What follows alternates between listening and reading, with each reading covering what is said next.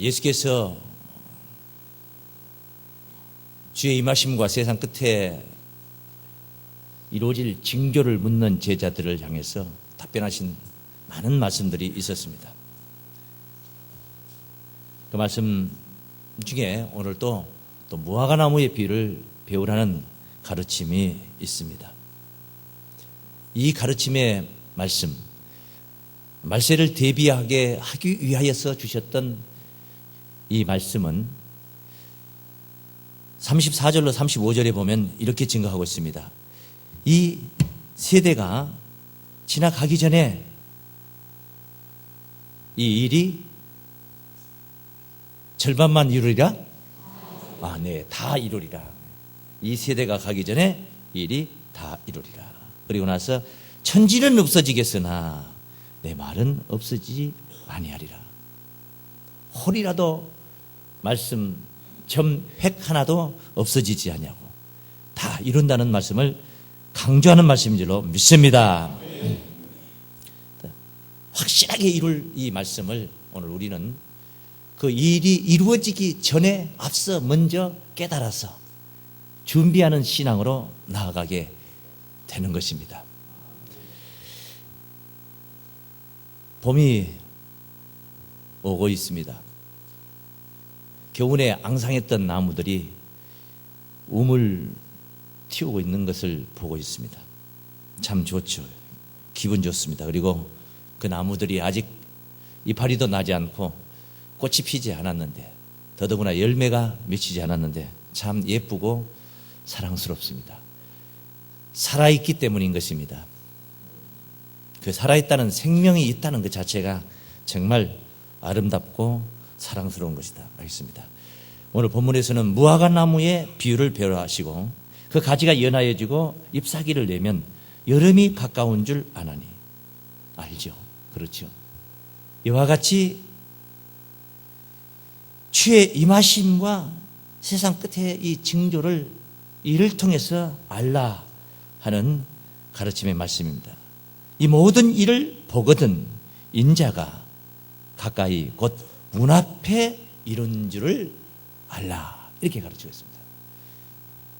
인자가 문 앞에 이르렀다. 정말 가까이 와 계신다.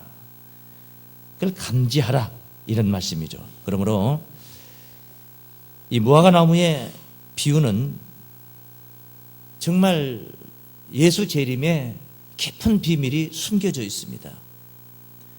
주님 재림하실 때에 우리가 갖춰야 할 신앙적인 그런 구비해야 할 아주 중요한 것을 교훈하고 있는 말씀인 것입니다. 본래 이 무화과나무는 썩 아름다운 열매를 맺질 못합니다. 그 무화과 열매 자체가 메주덩어리 같이 그리 아름답지 않는 그런 열매를 맺죠. 그런데도 무화과나무는 그 열매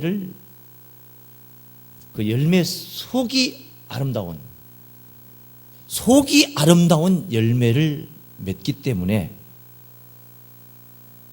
무엇이 아름다운 열매라고요? 속이 아름다운 열매를 맺기 때문에 어쩌면 우리 주님이 이 무화과나무의 비유를 배우라 이렇게 말씀하셨는지 모르겠습니다. 속이 아름답다. 겉으로는 오벌적하게 아름답게 정말 먹음직스럽고 보암직스러운데 속에는 사람 죽이는 진액이 들어있다면 어떡하겠습니까? 무화과는 꽃이 피지 않고 열매를 맺힙니다. 그래서 무화 이 말은 꽃이 없다. 무엇이 없다. 무엇이? 꽃이 없다. 꽃이 없이 화씨를 맺는 것이죠. 그 사마귀만이나 하게 조그만하게 나무 줄기에 붙어서 꽃도 피지 않았는데 그게 붙어서 점점 자라서 그 맛있는 그런 열매를 이제 만들어내는 것이죠. 사실 꽃이 없다 하니까 진짜 꽃이 없는 건 아닙니다. 꽃이 안 보이는 거죠. 무화과는 그 꽃이 열매 속에 있습니다. 어떤 다른 과실처럼 그런 꽃으로 피는 게 아니라 열매 속에 씨 알갱이들을 통하여서 그 아름다운 꽃을 그 안에 피우고 있습니다. 다시 말씀드리면 씨들이 모여서 피운 속에 감추어진 꽃이다. 이렇게 말씀을 드릴 수가 있습니다. 씨라는 게 얼마나 중요합니까? 오늘 이 설교도 여러분의 심령에 씨가 될 만한 그런 설교가 되어야 될 줄 압니다. 세상에서 우리 이 고장에서 잘 쓰는 방언 중에 씨알택이 없는 소리 하지도 말아라. 자세히 생각을 해보면 씨알택이, 씨알갱이 없는 소리를 하지 마라. 무슨 말을 하더라도, 그리고 또 무슨 말을 듣더라도 씨가 될 만한 그 말을 가지고 가서 나중에 활성화시켜서 더 많은 열매를 얻을 수 있도록, 좋은 열매를 얻을 수 있는 그런 말을 가리키는 것입니다. 씨가 있는 말이다. 예수님이 주신 이 복음의 이 씨는 우리로 하여금 영생복락해 하는 말씀이었던 줄로 믿습니다. 이렇게 씨의 중요성을 우리가 이해를 하게 됩니다. 하나님은 어떻습니까? 창세기 1장 11절의 셋째 날의 이야기죠. 전지창조 셋째 날에 땅은 풀과 씨 맺는 채소와 씨 맺는 채소와 각기 종류대로 씨 가진 열매 맺는 과목을 내라. 과일 나무를 내는 겁니다. 그런데 열매를 맺히는 과일 나무라야 된다. 근데 열매 속에 씨 가진 열매 맺는 과목을 내라. 이렇게 씨가 가진, 하나님도 지혜로우신지라. 만약에 먹기 좋고 우리 식생활에 편리만 도모하기 위해서 씨 없는 수박을 만들었더라면, 아담과 하와는 실컷 먹었을지 몰라도 그 이후의 세대에는 그 과일을 보존할 수가 없는 것입니다. 번식시킬 수가 없는 것입니다. 하나님은 씨 가진 열매, 뭐 가진 열매요? 씨 가진 열매 맺는 과목을 내라 하심에 그대로 되어 풀과 각기 종류대로 씨 맺는 채소와 각기 종류대로 씨 가진 열매 맺는 나무를 내니, 따라하십니다. 하나님의 보시기에 좋았더라. 하나님의 보시기에 좋았더라. 이게 하루의 완성인 것입니다. 셋째 날의 완성. 그래서 저녁이 되고 아침이 되니 이는 셋째 날이다 했던 것입니다. 이같이 씨 가진 열매, 정말 하나님이 찾는 열매라 하겠습니다. 무화과 나무는 정말 겉으로는 자랑할 것이 없는, 뽐낼 것이 없는, 별 볼품 없는 과일이지만은 그 속이 아름다운, 속에 씨가 꽉 차 있는 그런 열매인 것입니다. 속이 아름다워야 된다. 어쩌면은 오늘 우리들이, 기독교인들의 그 영혼들이 바로 그와 같이 속이 아름다워야 될 줄로 믿습니다. 사사기 말씀에 기드온이 죽고 나서 기드온의 아들 아비멜렉이 그 형제들을 70인을 죽이며 세겜에서 왕이 되는 광경을 기록한 말씀이 있습니다. 그때 그 하나 생존한 요담이 세겜 사람들에게 책망하며 비유했던 말씀 중에 그 한 토막을 보면은 사사기 9장 11절에 무화과 나무에 관한 얘기를 하고 있습니다. 뭐라고 이렇게된가 한번 보겠습니다. 무화과 나무가 그들에게 이르되 나의 단 것, 나의 아름다운 실과를 내가 어찌 버리고 가서 나무들 위에 요동하리요. 자, 뭐 이 내용, 앞뒤 정황, 무슨 이런 상황, 이것은 우리가 접어두고 이 무화과 나무에 관한, 무화과 나무의 비유를 배우기 위해서 한번 생각을 해봅니다.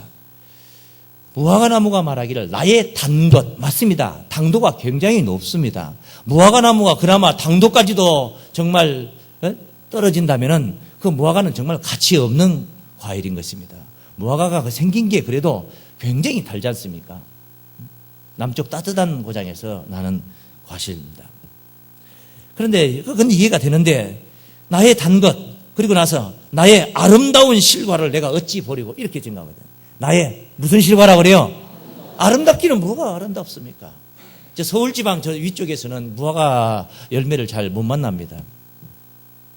그런데 이 아랫지방에서는 무화과를 많이 심고 영암이나 지나가다 보면 국도별에서 무화과 많이 팔죠. 자, 아름답다, 아름다운 실과다. 바로 이것은 실제 겉모습을 가리킨 것이 아니라 속이 아름다운 것을 가리키고 있음을 깨닫기를 바랍니다. 속이 아름다워야 된다. 지나간 그 유명한 가수 중에 남진 씨가 부른 노래 중에 마음이 고와야 여자지 그런 노래가 있습니다. 새카만 눈동자의 아가씨 얼굴만 예쁘다고 여자냐? 무엇이 고와야 여자지? 그래요. 그렇습니다. 얼굴도 못생긴 게 마음까지도 못생기면은 얼굴은 좀 못생겼어도 마음이 고우면은 얼마나 아름답습니까? 사랑스럽습니다. 오늘 우리 성도님들, 여성 집사님들, 여집사님들 배우니까 교회 오신다고 머리에 고데도 하시고 드라이도 하시고 어떤 분들은 토요일 날 또 파마도 하시고 그렇게 해서 자존심도 이렇게 좀 올리시고 이렇게 이걸 이렇게 올린 것은 키가 크게 보이려고 하는 거예요.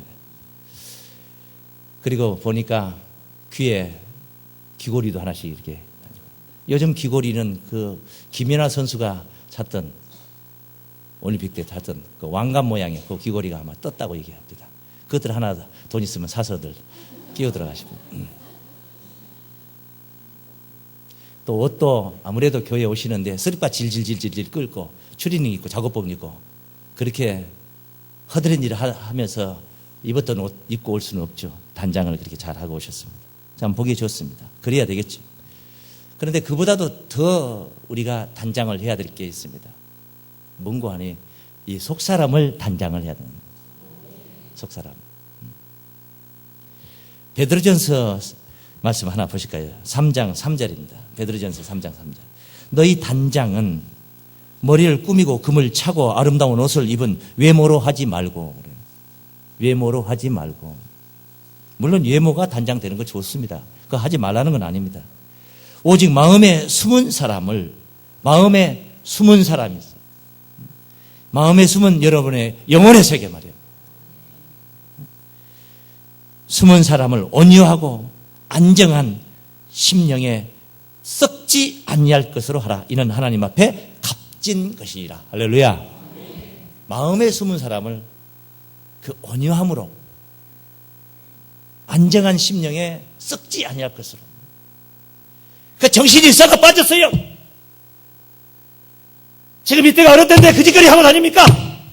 그 정신이 썩은 사람입니다. 썩은 정신을 가지면 안 됩니다. 썩은 정신을. 학생이 학교를 간다고 가방을 지켜 들고 나와서 PC방으로 오락실로 전전긍긍하고 다니면 되겠습니까? 젊은 부부가 요즘 얼마나 분투하고 열심히 살아야 되는 세대인데 오락실에서 PC방에서 오락하고 인터넷 게임 중독돼가지고 하다가 자기가 낳은 자식을 굶어 아사시키는 그런 비정한 세대가 아닙니다. 썩은 정신들이죠. 썩지 아니할 정신을 가져야 됩니다.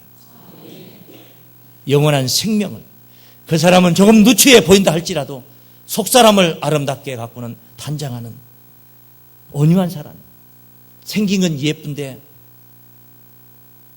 그 입에서 나오는 소리가 거칠고 괴팍하고 또 그 마음 씀씀이가 아주 냉랭하고 그러지 말라는 거죠. 온유하라 이 말은 부드럽고 따뜻한 심령을 가져라 그런 말씀인 것입니다.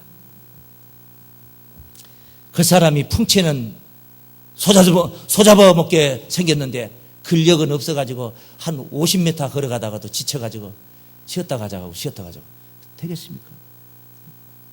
외모가 중요한 게 아닙니다.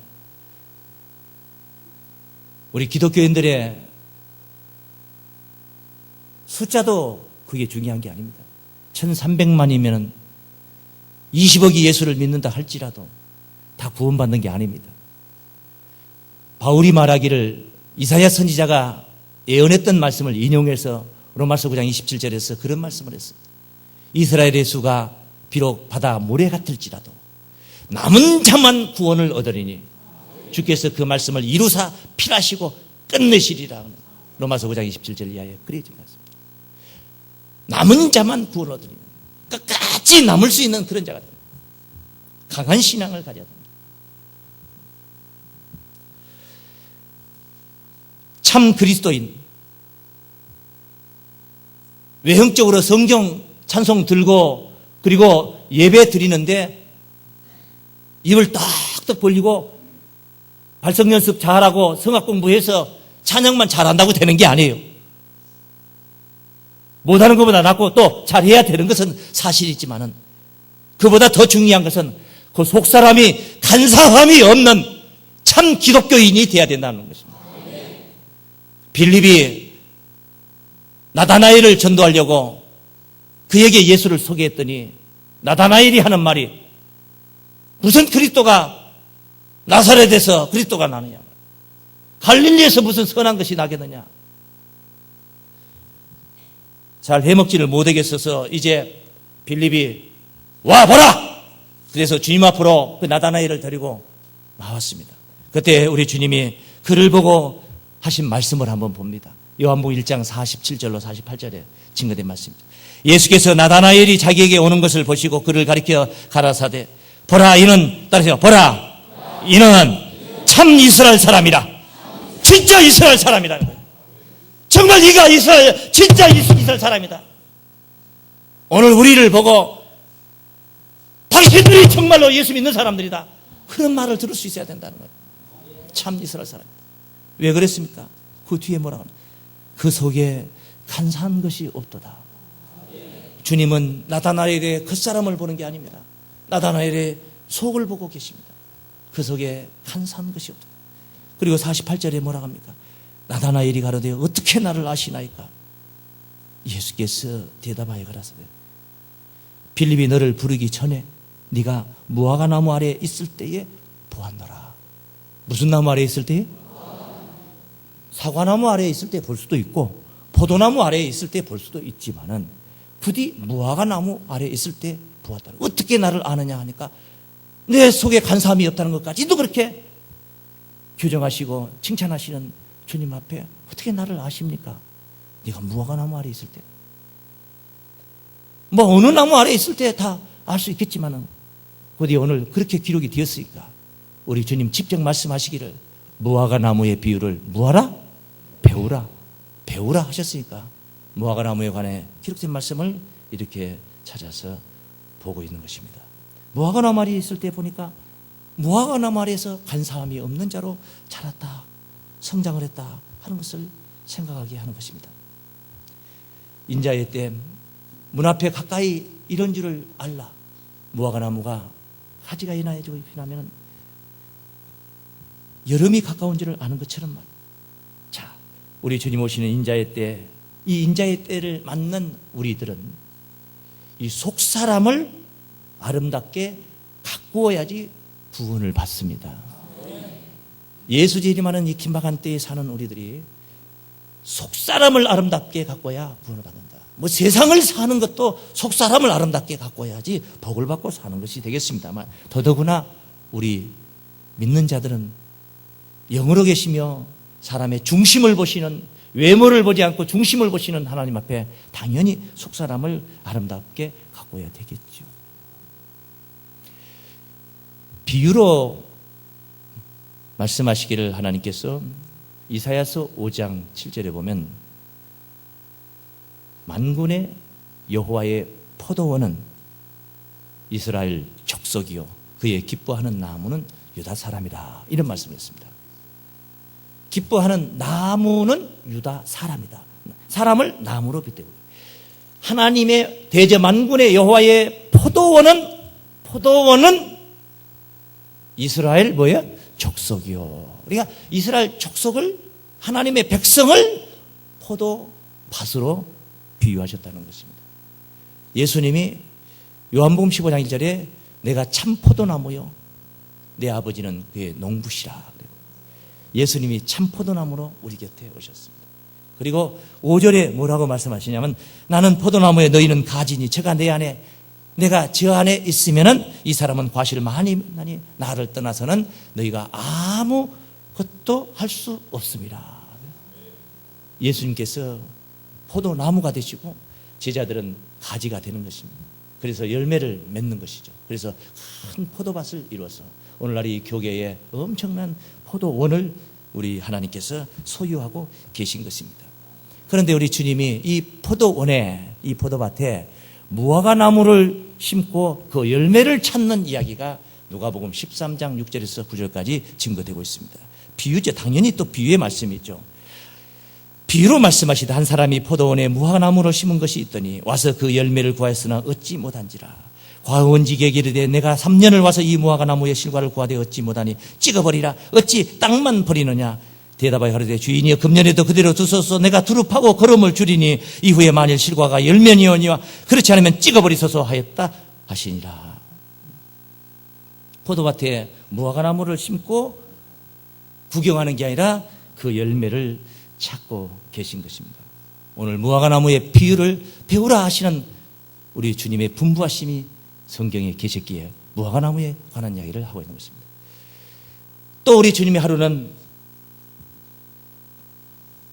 시장하셨습니다. 아침에 이런 시간에 성에서 나오시다가 이제 마가복음 11장 12절 말씀 보시면은 이튿날 저희가 베다니에서 나왔을 때 예수께서 시장하신지라 배가 고프셨다는 거죠. 멀리서 잎사귀 있는 한 무화과 나무를 보시고 혹 그 나무에 무엇이 있을까 하여 가셨더니 가서 보신즉 잎사귀 위에 아무것도 없더라. 이는 무화과의 때가 아님이라. 예수께서 나무에게 일러 가라사대 이제부터 영원토록 사람이 네게서 열매를 따 먹지 못하리라 하시니 제자들이 이를 듣더라. 참 이해가 되지 않는 말씀이죠. 언젠가도 이 말씀을 증거를 잠깐 했는데 무화과의 때가 아니라는 것이죠. 잎사귀가 무성한 무화과 나무가 있어서 쫓아가서 그 무화과 열매를 구했더니 잎사귀에 왜 아무것도 없더라는 겁니다. 그래서 우리 주님이 그 무화과 나무를 저주를 해버린 겁니다. 지금부터 영원토록 사람이 이 나무에서 열매를 따지 못하리라 저주를 했더니 그 이때는 가면서 보니까 뿌리서부터 말라 전부 다 무화과 나무가 죽어가고 있었습니다. 제자들이 그것을 확인하게 됩니다. 어떻게 무화과의 때가 되지 않아서 무화과가 없는 걸 왜 무화과 나무 열매 없다고 해서 저주를 했겠는가 하는 우리 주님답지 않는 모습을 우리가 성경에서 지금 보았던 것입니다. 포도밭에 무화과를 심었다. 무화과 나무를 심었다는 것도 그렇지 않습니다. 무화과의 비유를 배우라. 주님이 시장하셨다. 주님이 찾는 양식이 뭐냐? 주님이 찾는 양식. 수가성에서 야곱의 우물가에 사마리아 여인과의 대화가 끝나고 난 후에 사마리아 여인이 물동이를 버리고 이 복음을 전하러 동네에 들어갔을 때 제자들이 와서 물었습니다. 제자들이 와서 권했습니다. 요한복음 4장 31절부터 납비여 잡수셔서 점심시간이지 않습니까? 시장하시지 않습니까? 그때 우리 주님이 뭐라고 말씀하십니까? 내게는 너희가 알지 못하는 먹을 양식이 있느니라.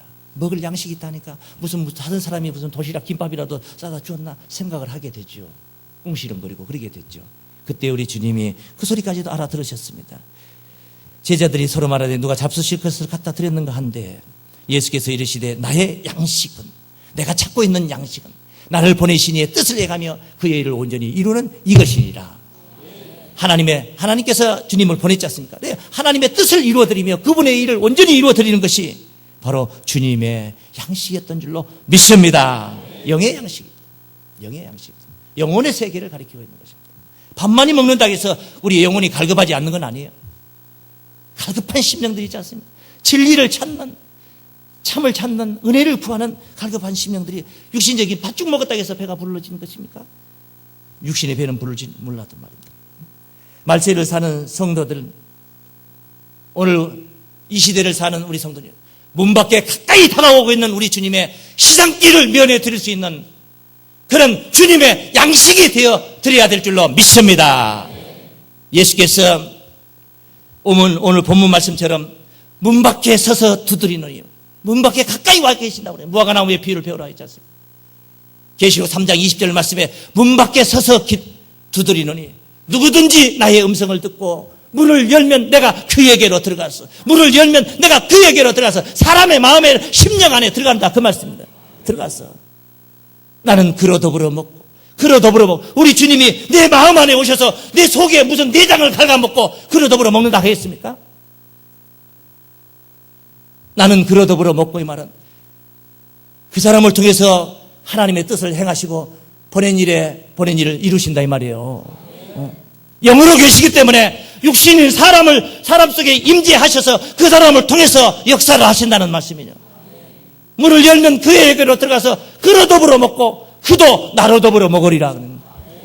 문을 열어서 주님을 영접한 자도 지능력으로는 하늘 뜻 아무것도 행하기도 이룰 수도 없지만은 주님이 내 안에 오셨기 때문에, 전능자가 내 안에 오셔서 임재하시기 때문에 그로 더불어 나도 주님의 양식이 되어 드릴 수가 있는 줄로 믿습니다.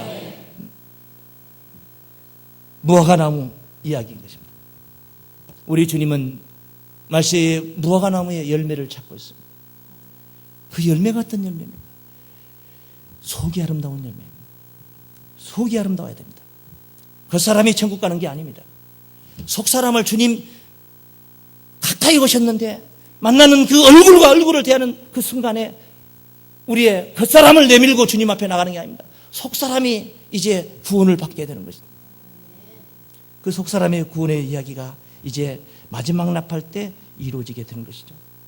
마지막 나팔 때 주의 뜻을 이루어서 주님의 나라를 세우는 것입니다.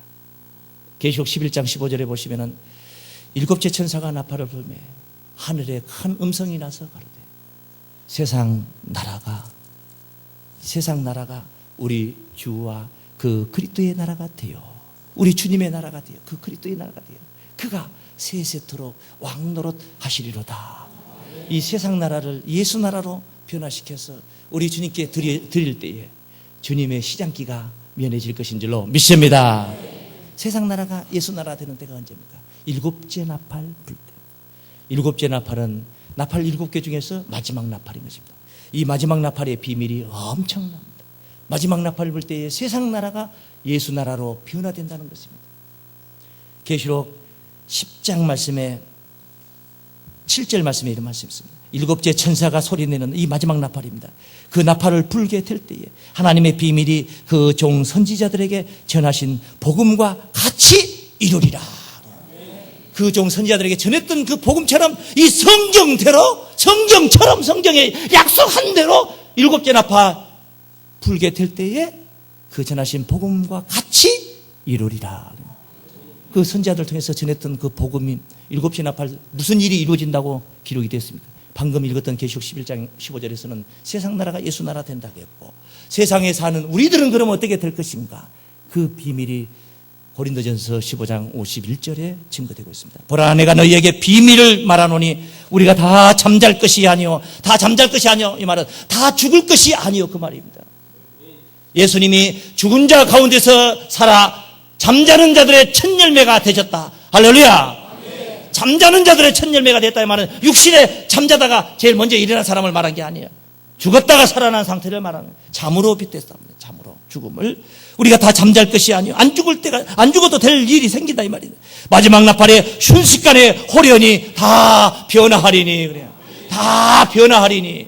죽을 놈의 몸이 썩을 놈의 몸이 썩지 않을 몸으로, 죽지 아니할 몸으로 변화하리니. 나팔 소리가 나며 죽은 자들이 썩지 아니할 것으로 다시 살고, 이미 돌아가신 분들, 이미 죽은 선진들은 썩지 아니할 것으로 다시 살고 부활하고, 그 말입니다.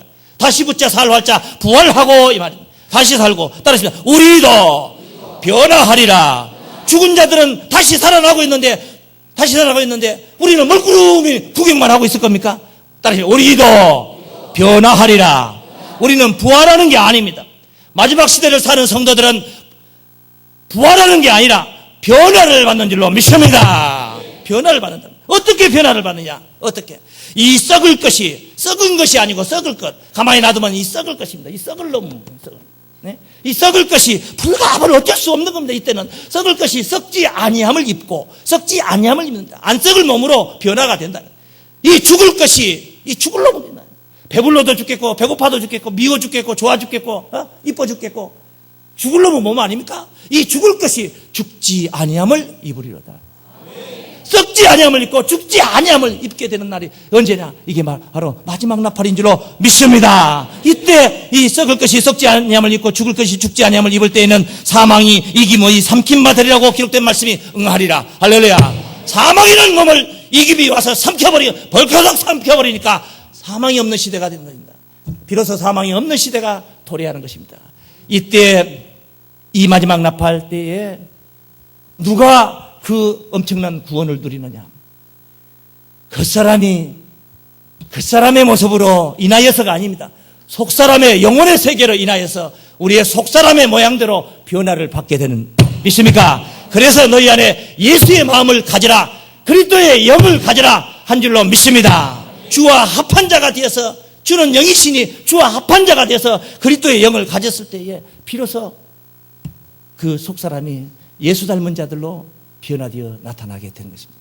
병아리가 20하렘 만에, 달걀이 20하렘 만에 병아리가 되어서 나옵니다. 21일 동안 그냥 되는 게 아닙니다.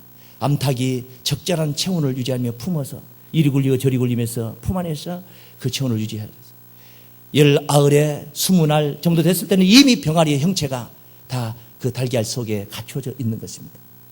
다만 겉으로 드러나 보이지 않았습니다.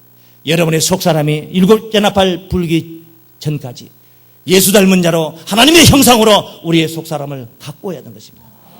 마치 겉모양은 메주덩어리 같은 무화과 열매지만 속은 아름다운, 참으로 속사람이 아름다운 그런 영혼의 세계로 예수 믿는 거룩한 성도들로 마지막 나팔 호련변화의 영광이 우리 주님 문 밖에 다가오셔 문을 두드리는 이 놀라운 그 역사가 얼굴과 얼굴을 대하는 그 순간을 그 영광 중에 뵙기를 주의 이름으로 축원합니다.